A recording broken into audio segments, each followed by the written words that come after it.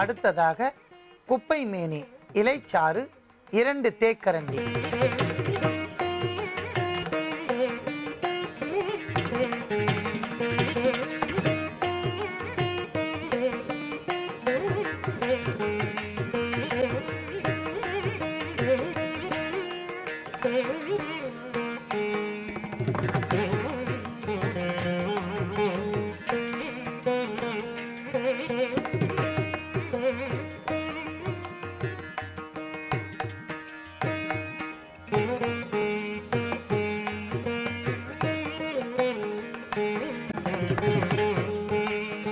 குப்பை மேனி இலைச்சாறும் வசம்பு துண்டும் தேங்காய் எண்ணெயில் சேர்த்து நன்றாக கொதித்து பின்பு பொன்னிறமாக வசம்பு துண்டு வறுத்து விட்டது. அன்பான நேயர்களே, இதை நாம் வடிகட்டி எடுத்துக்கொள்ளலாம்.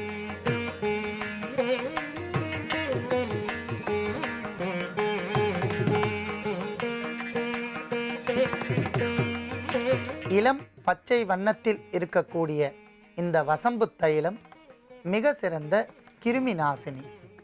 சிறு குழந்தைகள் முதல் பெரியவர்கள் வரை யாருக்கெல்லாம் கை இடுக்குகள் மற்றும் உடலில் சொறி சிரங்கு இருந்தால் அவர்கள் இரவு வேளையில் இந்த தைலத்தை நன்றாக ஆற வைத்து எடுத்துக்கொண்டு பத்திரப்படுத்தவும், தேவையான அளவிற்கு எடுத்துக்கொண்டு பாதிக்கப்பட்ட இடங்களில் நன்றாக இந்த தைலத்தை தடவி காலையில் எழுந்தவுடன் வெதுவெதுப்பான வெந்நீரில் சேக்காய் தூள் கொண்டு தொடர்ந்து 1 வார காலம் பயன்படுத்தி வந்தால் படிப்படியாக தோலில் இருக்கக்கூடிய நமைச்சல் மற்றும் எரிச்சல், சிறு சிறு கொப்பளங்கள், தினவு இவையெல்லாம் முழுமையாக நீங்கி அந்த கொப்பளங்களால் வரக்கூடிய மார்க் என்று சொல்லக்கூடிய வடுக்களும் பூரணமாக மறைந்துவிடும்.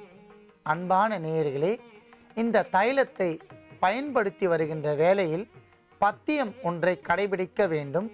உணவில் கத்தரிக்காய் சேர்க்கக்கூடாது. ஏனென்றால் கத்தரிக்காயிற்கு சிறிது அரிப்புத்தன்மையை ஏற்படுத்தக்கூடிய ஆற்றல் இருப்பதால் கத்தரிக்காயை தவிர்த்து உணவு சாப்பிட வேண்டும். அவ்வாறு பத்தியத்தோடு கடைபிடித்து இந்த தைலத்தை பயன்படுத்தி வந்தால் முழுமையாக நோயிலிருந்து விடுதலை பெறலாம். அன்பான நேயர்களே, மிகவும் எளிமையான முறையில் நம் வீட்டு தோட்டத்தில் கிடைக்கக்கூடிய குப்பை மேனி இலைகளை கொண்டும் நமது அஞ்சரை பெட்டியில் இருக்கக்கூடிய வசம்பு துண்டை கொண்டும் நாம் செய்த இந்த வசம்பு தைலம் மிக சிறந்த கிருமி நாசினி. அன்பான நேயர்களே, நாம் இடைவேளைக்கு முன்பாக காதில் ஏற்படும் ரணம் மற்றும் சீழ்வடிதல் என்கிற நோய்க்கு ஊமத்தம் என்கிற மூலிகைகளை கொண்டு அற்புதமான மருத்துவம் ஒன்றை பார்த்தோம். இப்பொழுது நாம் இரைப்பு நோய் என்று சொல்லக்கூடிய ஆஸ்துமாவிற்கு ஒரு அற்புதமான மருத்துவத்தை நாம் பார்க்கலாம். பொதுவாக இந்த நோய் உடையவர்கள் அளவிற்கு அதிகமான குளிர்ச்சியான பொருட்களை தவிர்ப்பது நல்லது. பச்சை மிளகாயை அறவே தவிர்க்க வேண்டும். இவ்வாறு சில எளிமையான பத்தியங்களை கடைபிடித்தால் படிப்படியாக இரைப்பு நோய் என்கிற ஆஸ்துமா நோயை நீக்கிக் கொள்ளலாம். மேலும் அளவிற்கு அதிகமாக இருந்தால் அதை எளிமையான முறையில் நீக்குவதற்கான ஒரு அற்புதமான மருத்துவத்தை நாம் பார்க்க போகின்றோம். அதற்காக இன்று நாம் எடுத்துக்கொண்ட ஒரு அற்புதமான மூலிகை எருக்கு. அன்பான நேயர்களே, கிராமத்தில் எருக்கஞ்செடி என்று அழைக்கப்படுகின்ற எருக்கு ஆங்கிலத்தில் மடாரா என்று அழைக்கப்படுகின்றன. தாவரவியல் பெயரில் கொலந்த்ராஸ் ஜெயின்டா என்று அழைக்கப்படுகின்றன. மலையாளத்தில் இரிக்கா என்று அழைக்கப்படுகின்றன. சமஸ்கிருதத்தில் எருக்கம் என்று அழைக்கப்படுகின்றன. இதனுடைய சுவை பார்த்தால் அளவிற்கு அதிகமான காரத்தன்மையும் சற்று நெடிய காரத்தன்மையும் உடையது. மேலும் இந்த செடி வெயில் காலங்களிலும் குளிர் காலங்களிலும் இயற்கையாக கிடைக்கக்கூடிய ஒரு அற்புதமான மூலிகை எருக்கன். இதில் நீல வண்ணத்தில் பூத்தி இருக்கக்கூடிய பூக்கள், அடுத்ததாக வெண்மை நிறத்தில் பூக்கக்கூடிய பூக்கள் நீல எருக்கன், வெள்ளை எருக்கன் என்று இரு வகைப்படுகின்றன. பொதுவாக வெள்ளை எருக்கன் ஆன்மீகத்தோடு தொடர்புடைய ஒரு செடி. இப்பொழுது நமக்கு வீட்டில் பூஜை செய்வதற்கு கணபதி உருவங்கள் சிலர் வெள் எருக்கன் கட்டையில் இருந்து செய்கின்றனர். அது முற்றிலும் தவறு. இந்த எருக்கு பல நோய்களை போக்கும். ரணப்புண்கள் மற்றும் பல்வேறு வகையான நோய்களுக்கு அருமருந்து. குறிப்பாக ரணப்புண்களை இதன் சாறு தேங்காயினுடன் கலந்து நாம் தேய்த்து வந்தால் படிப்படியாக ஆற்றும். ஆஸ்துமா என்று சொல்லக்கூடிய இரைப்பு நோயை போக்கும். ஆகையால் நாம் எருக்கம் என்கிற மூலிகையும் எடுத்து வைத்துள்ளோம்.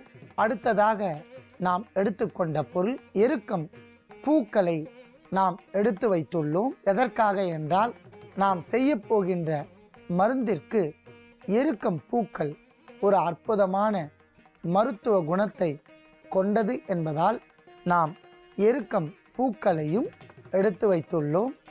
அடுத்ததாக நாம் எடுத்துக்கொண்ட பொருள் இஞ்சி. இஞ்சி ஒரு மிக சிறந்த கிருமி நாசினி. உடலில் ஏற்படுகின்ற அஜீரணம், மந்தத்தன்மை இவற்றை நீக்கும். உள் உறுப்புகளை பாதுகாக்கும் என்பதால் நாம் இஞ்சியும் எடுத்து வைத்துள்ளோம். அடுத்ததாக நாம் எடுத்துக்கொண்ட பொருள் மிளகு. மிளகு ஒரு கிருமி நாசினி. சுவாச குடோரி என்று அழைக்கப்படுகின்றன.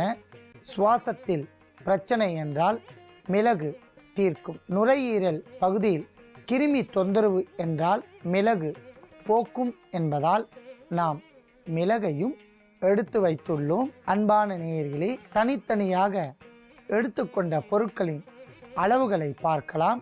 எருக்கம் பூ எண்ணிக்கையில் 3, இஞ்சி துண்டு 5 கிராம், மிளகு எண்ணிக்கையில் 6. இவையெல்லாம் ஒன்றாக சேர்த்து அரைத்து எடுத்துக்கொள்ள வேண்டும். அன்பான நேயர்களே, மேல் தோல் நீக்கிய இஞ்சி, எருக்கம் பூக்கள், மிளகு இவற்றை ஒன்றாக சேர்த்து அரைத்து எடுத்து வைத்துள்ளோம். இப்பொழுது ஆஸ்துமா என்று சொல்லக்கூடிய நோய்களுக்கு நாம் ஒரு மருத்துவத்தை செய்ய போகின்றோம். அதற்காக முதலில் 100 மில்லி நீரை நாம் நன்றாக காய்ச்ச வேண்டும்.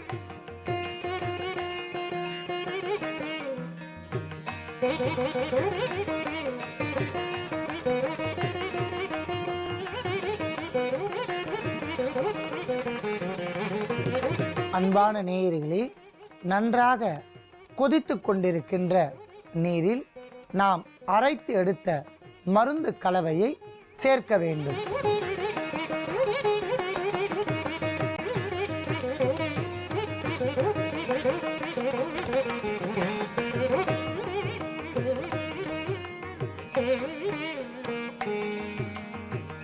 நன்றாக கொதித்துவிட்ட எருக்கன் பூ தீநீரை நாம் வடிகட்டி எடுத்துக்கொள்ளலாம்.